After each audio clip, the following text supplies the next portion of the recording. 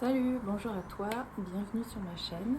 Je vais beaucoup mieux qu'hier. Je voulais parler justement, je voulais reprendre par rapport à hier parce que je sais qu'hier je dis ouais, je sais pas encore comment le prendre, ce qui est arrivé hier. Je sais pas comment, dans ma tête, comment réagir parce qu'en fait ça va avec justement l'intelligence émotionnelle que je connais maintenant, donc je me dis je n'ai plus d'excuses. Puisque maintenant, normalement, enfin, c'est pas que je sais contrôler mes émotions, c'est pas ça. Je suis pas encore évidemment à 100% dans le contrôle parce que les choses me touchent évidemment beaucoup. Les choses me choquent, me touchent, en plus, comme je suis hypersensible, en fait, on devrait apprendre aux hypersensibles à gérer leurs émotions assez tôt. Je pense que c'est ce qui m'a manqué pendant longtemps, pendant des années. Si seulement je savais à l'époque ce que je sais maintenant, je pense que ça m'aurait vachement aidé. Mais ça va avec l'âge certainement, puisque maintenant j'ai 40 ans, je suis dans mon année des 41. Je vais avoir 41 en août, en fin août. Et c'est vrai que je me dis que ça aurait été vraiment chouette si j'avais su tout ce que je sais aujourd'hui, avant. Je pense que je suis pas la seule. Évidemment, j'ai beaucoup appris, j'ai lu, etc. Je me suis renseignée, j'espère avoir progressé. Toujours dans le désir, la volonté de m'améliorer, d'être une meilleure personne, un meilleur humain. Bref, tout ça pour dire que quand il m'arrive quelque chose de choquant, qui pour moi est choquant, que je ressens de façon choquante, violente, qui m'émeut, qui m'attriste, enfin des émotions fortes quoi, ou qui me rendent aussi en colère évidemment. La différence entre aujourd'hui et maintenant, c'est que avant, j'aurais été en PLS pendant des jours et des jours. En plus, avant, je fumais. Donc, j'aurais fumé énormément. J'aurais beaucoup pleuré. Avant, je pleurais aussi beaucoup, beaucoup. Du coup, je me serais plongée à corps perdu dans ces deux choses. Donc, fumer, pleurer, comment dire, tout en me posant des questions en fait qui n'ont aucune réponse, que je n'ai pas la réponse parce que je ne contrôle pas les autres évidemment. Je ne peux contrôler, et ça c'est une phrase intéressante, intelligente, c'est que tu ne contrôles pas forcément ce qui t'arrive, les éléments extérieurs ni les gens, évidemment les gens, tu ne les contrôles pas, heureusement, mais tu peux contrôler toi, ta réaction à ce qui t'arrive et à ce que les gens te font, entre guillemets. Parce que là aussi, si on va sur un autre chemin, c'est que tu attires ces gens-là et que tu attires ces situations, encore toujours avec le travail des vibrations et de ce qu'on émane, etc. Et justement, hier, comme j'étais pas bien, je me suis remise à écouter, j'ai fait une petite méditation, je me suis remise à bouquiner quelques trucs sur justement les vibrations et sur notre capacité, notre pouvoir d'émaner, quoi, de vibrer et d'attirer à soi, de bloquer, d'attirer. Ce qui va évidemment avec la manifestation, mais qui n'est parfois évidemment, il faut que j'arrête avec évidemment pas consciente, et comment dire, consciemment, on peut penser des choses. Par exemple, j'ai tellement envie de gagner au loto. Consciemment, je sais que j'ai envie de gagner au loto. Consciemment, genre, je sais que j'ai envie d'avoir une grosse maison. Je sais que j'ai envie d'avoir une meilleure vie. Consciemment, je sais que j'ai envie d'avoir du positif, en tout cas de changer des choses dans ma vie, d'aller mieux, etc. Voilà, ça c'est mon conscient. En revanche, à côté, il y a tout ce qui est la part de l'inconscient, des pensées inconscientes, qui régissent à peu près 90% de notre cerveau, quoi. Et puis, beaucoup de pensées, là, je sais pas combien de pourcentage de ce qu'on a pensé hier reviennent le jour d'après. En fait, c'est pas un travail rapide et facile que d'éliminer les pensées négatives, les ruminations. C'est vraiment un travail de longue durée.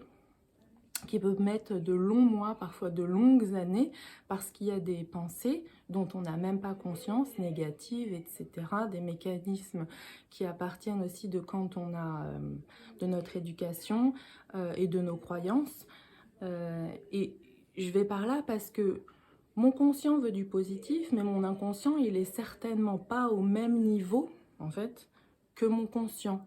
Du coup, ce qui va primer, en fait, bizarrement, hein, même si moi, volontairement, consciemment, concrètement, dans la matière, je veux aller vers mon positif, ce qui va toujours primer, sincèrement, ce qui va primer, même si mes intentions sont bonnes et tout ça, ce qui va primer, ça va être mon inconscient. Et ça, c'était aussi ce que j'avais appris quand justement j'étais en pleine phagophobie, que je savais que justement je me faisais mes mantras, mes litanies, que je faisais tout ce que je pouvais au maximum du maximum consciemment pour m'aider. Et j'ai bien senti qu'à un moment j'arrivais à la limite en fait. Je sentais bien que j'étais au max de mon conscient et qu'il y avait quelque chose d'autre derrière, qu'il fallait comment dire, il y avait quelque chose qui bloquait et j'avais pas la main dessus. Et c'est à ce moment-là où je me suis dit, ah bah tiens, ce serait peut-être intéressant justement de faire des recherches sur l'inconscient. Et c'est aussi à ce moment-là que je me suis intéressée à l'hypnose. Et c'est, ah mais oui, et c'est justement aussi à ce moment-là que j'ai fait des séances d'hypnothérapie qui étaient vraiment géniales. C'était vraiment tip top, tip top.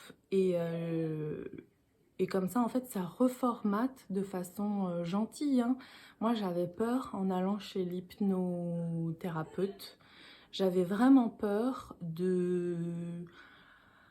d'être aux mains de quelqu'un qui allait reformater genre mon cerveau et que je n'aurais pas mon mot à dire dessus, enfin de perdre le contrôle, vraiment c'est ça, et de ne pas savoir ce que j'allais penser et tout et tout.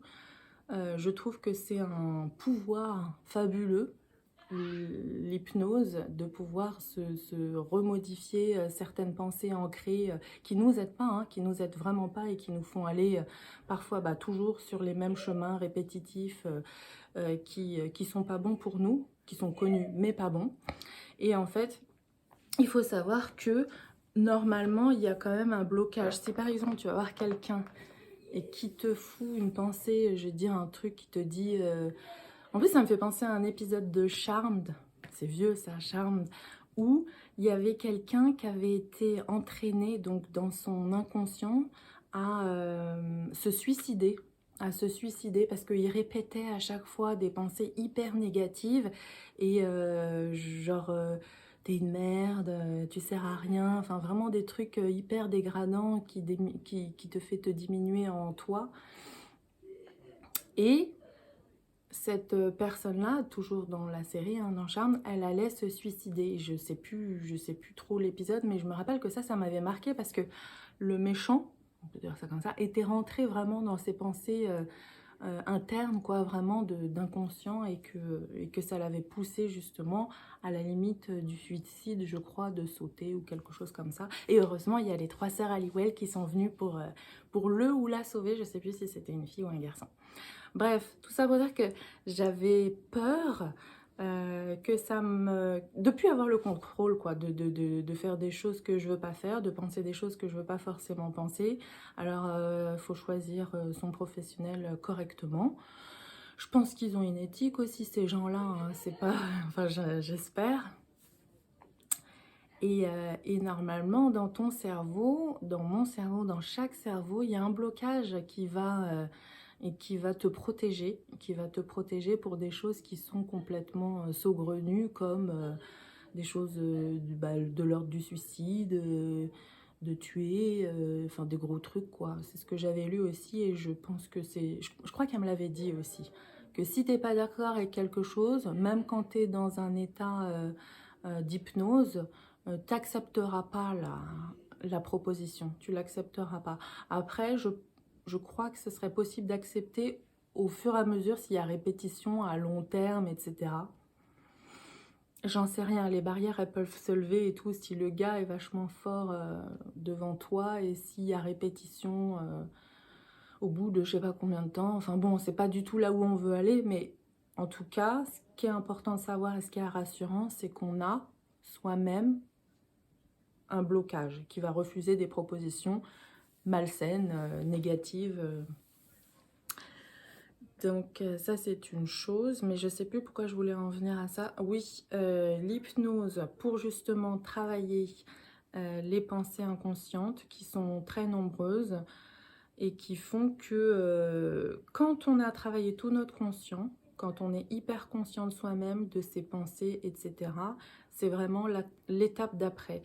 Et pour revenir à ce que je pensais hier, il y a des choses qui peuvent m'arriver qui sont négatives et qui sont pas... que j'apprécie pas, quoi, et qui me font du mal. Comme j'espère être intelligente émotionnellement maintenant, je préfère me dire sur le moment, bah, je la ressens l'émotion, je la reconnais, mais après c'est à moi de choisir, il y a toujours un choix, une décision en fait. Il y a vraiment toujours un choix, une décision de me dire, est-ce que je vais accepter cette émotion? Et est-ce que je vais vraiment sur le chemin de cette émotion, à savoir, est-ce que je vais vraiment être en colère? Et est-ce que cette émotion de colère, ça va m'aider à progresser? Est-ce que c'est ce chemin que je veux emprunter là?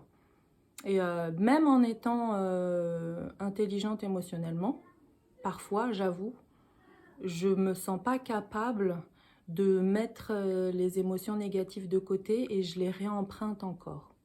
Et je pense que c'est complètement normal puisque c'est pas parce qu'on est conscient parfois d'un truc qu'on arrive. Par exemple, je suis consciente que manger trop sucré, etc., c'est pas bon pour moi, ça me fait grossir. Et pourtant, je continue quand même de manger du chocolat, du sucre ou parfois des grignotages et tout ça. Donc c'est vraiment la même chose. Je suis consciente de cette émotion qui me fait pas du bien et tout, mais il me faudrait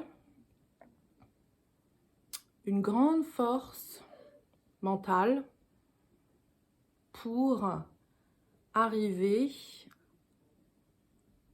à la laisser en fait. À la laisser, me dire elle existe, elle est là, c'est ce que j'ai ressenti à ce moment-là. Mais elle n'est pas bonne pour moi et donc là maintenant je vais décider de ne plus la regarder, ne plus la ressentir et ça va partir tout seul. Là où tu mets ton focus, ça grandit, ça grossit, ça prend de l'ampleur. Évidemment, c'est toujours comme ça. Donc en fait, la meilleure chose à faire serait, je réfléchis en même temps, serait de penser à autre chose, complètement de penser à autre chose. Et ça, c'est vraiment une gymnastique de l'esprit quand on est pris par quelque chose qui... Genre par exemple, combien de fois j'ai attendu des appels ou des textos de quelqu'un que j'aime bien, de quelqu'un que j'adore, de quelqu'un qui m'intéresse et que ça n'arrive pas, et que toi tu es là et que tu attends, je pense que ça nous est tous arrivé. Donc on focus là-dessus, on est vraiment, vraiment en plein dessus, on l'attend, on l'espère, etc. Et le temps nous paraît super long et ça n'arrive pas. Ou alors, enfin, il y a une perception du temps complètement... enfin, qui n'est pas agréable. Enfin, en tout cas, moi, je trouve. Et donc, ce qu'il faudrait, c'est dévier son attention. Ce qu'il faut, c'est dévier son attention. Et c'est pareil sur les émotions. Quelle émotion? Là, s'arrêter, en fait, s'arrêter, prendre du recul, choc de la hauteur et de se poser les bonnes questions, encore une fois. Quel bénéfice tu as? Toujours se poser la question du bénéfice, ça c'est une super bonne question. Il faut savoir être honnête sur soi-même, sur sa situation. Et surtout aussi, c'est pour ça que c'est hyper important de marquer des objectifs. De marquer des objectifs personnels, de progression, de développement personnel, de choses qu'on a envie de faire dans la sphère privée, là on parle dans le concret, et de choses qu'on a envie de faire pour soi dans le professionnel. Et comme ça, on se rattache à ça. Alors, mon objectif, c'est quoi?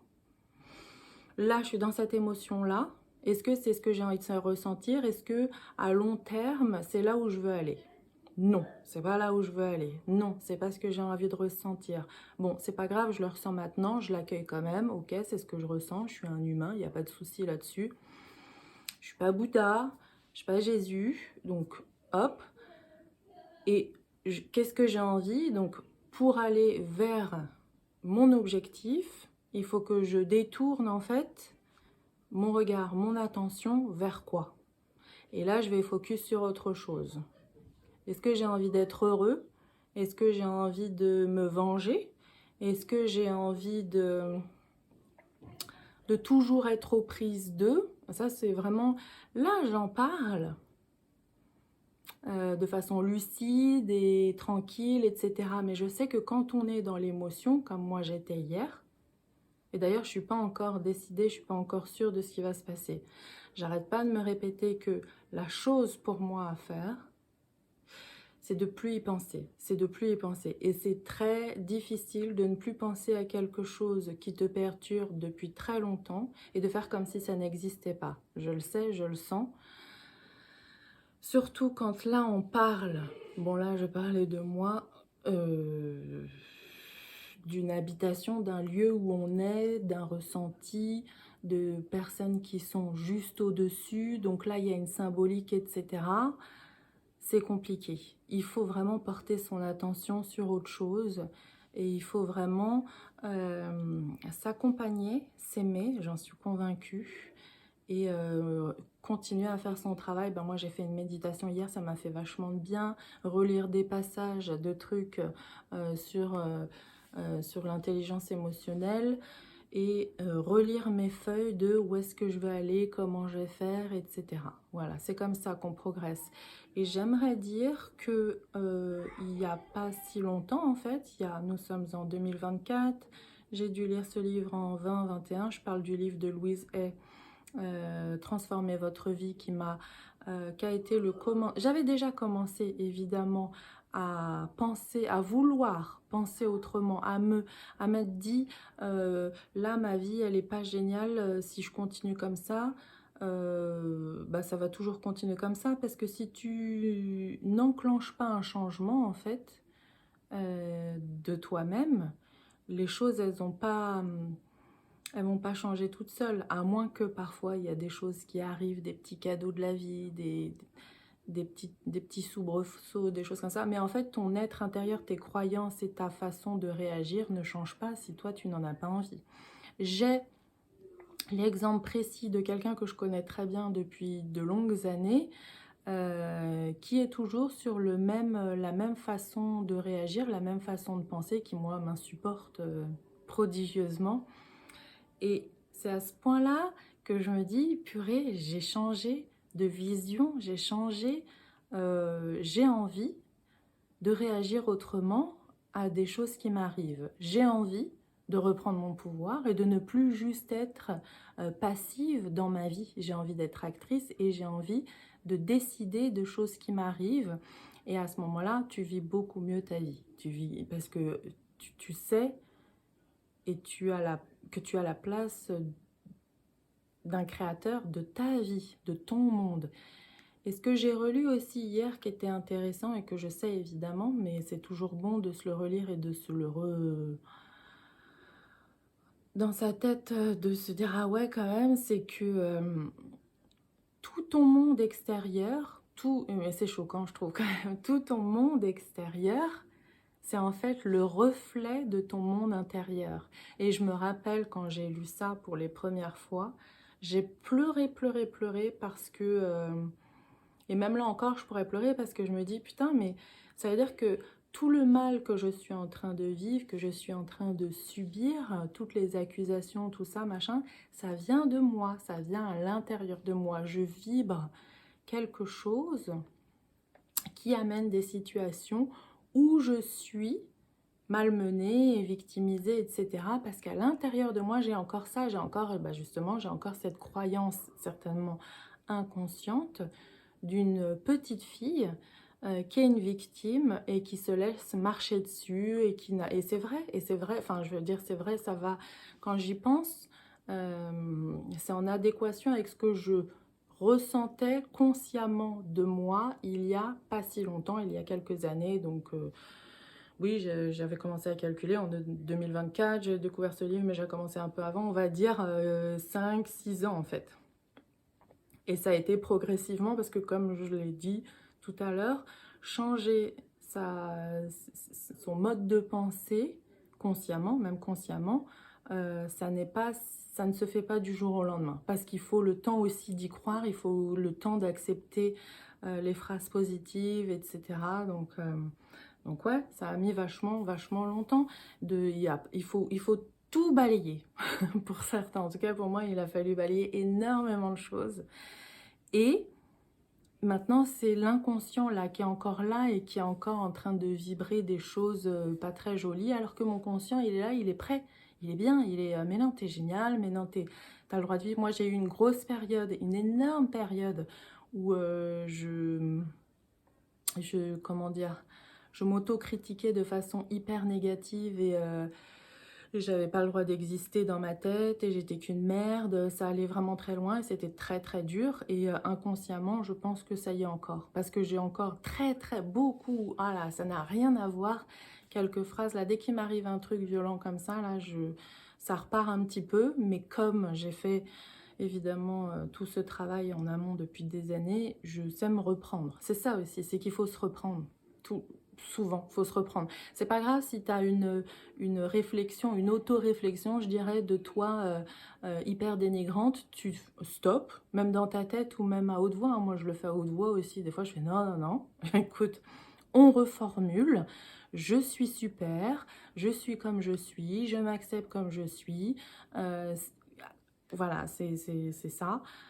Il faut commencer à s'accepter, c'est ce qu'a dit aussi Louise Hay dans son bouquin, c'est il faut commencer à s'accepter soi-même et comme ça tu vas vibrer des petites énergies, là, des petites ondes d'acceptation et ça va émaner et puis les gens vont t'accepter, tu vois. C'est un peu comme si tu donnais le bâton pour te faire battre, j'ai l'impression. Si tu penses des choses négatives de toi et que justement tu es hyper enfermé et que c'est bizarre, enfin c'est bizarre. Justement, on a tendance à se dire, on se sent pas bien et on aimerait bien qu'il y ait quelqu'un qui nous tende la main et qui voit qu'on n'est pas bien et qui nous rassure, etc. Mais ça marche pas souvent comme ça, en fait. Il faut aller bien soi-même pour attirer des gens qui vont être là et qui vont être bien avec toi et que tout va bien se passer. Si tu es dans un mood, si tu es dans une vibration plutôt négative, ça va attirer des gens. Alors là, c'est délicat parce que j'allais dire des gens toxiques. Est-ce que je crois, avant je pensais qu'il y avait que des relations toxiques. Et d'ailleurs je pense, si on va par là, que nous sommes tous un peu toxiques, qu'on est tous névrosés. Et que hier j'ai employé un mot par exemple qui est pas super gentil pour moi, c'est ravager. C'est pas très cool, mais on est tous à plus ou moins ravagés. On est tous traumatisés, on a tous eu une enfance où il s'est passé des choses. Donc ça, il n'y a pas de... Tout le monde.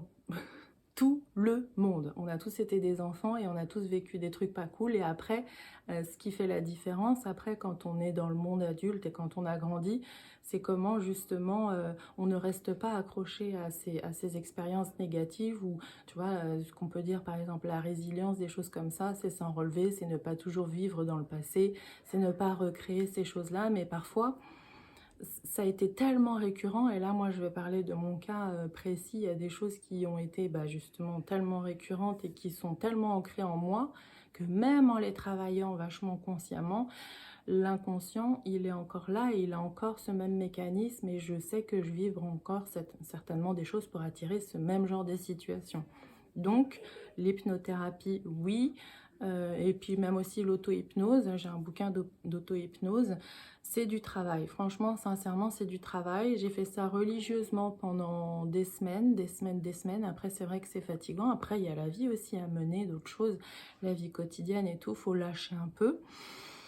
Et puis quand tu sens que tu dois y revenir parce que, regarde, par exemple, moi, hier, ce qui s'est passé, ou même d'autres jours, machin, je vais réouvrir, je vais relire certains trucs, je vais me reposer encore dans ma tête, c'est que ça revient. Mais au moins, je sais que j'ai les outils, je sais que j'ai la connaissance et que c'est possible. Et là, par exemple, j'ai pas un rond pour me payer séance d'hypnothérapie ou même de thérapie, machin. C'est dommage parce que c'est vrai que j'en aurais bien envie, mais c'est pour dire à des gens, par exemple, qui croient que... alors oui, C'est super chouette d'être accompagné par un pro et tout, c'est plutôt rassurant, machin, mais tu peux faire le boulot, toi. Tu peux faire le boulot, toi, clairement. Voilà. Si tu as vraiment envie, etc., ça peut commencer par de simples lectures. Par exemple, moi, je vais toujours conseiller Transformer votre vie de Louise Hay, mais clairement, complètement, ce livre a changé ma vie. Il a changé ma vision. En tout cas, il l'a changé. Il a clairement amorcé quelque chose. J'ai pleuré à toutes les pages de ce livre.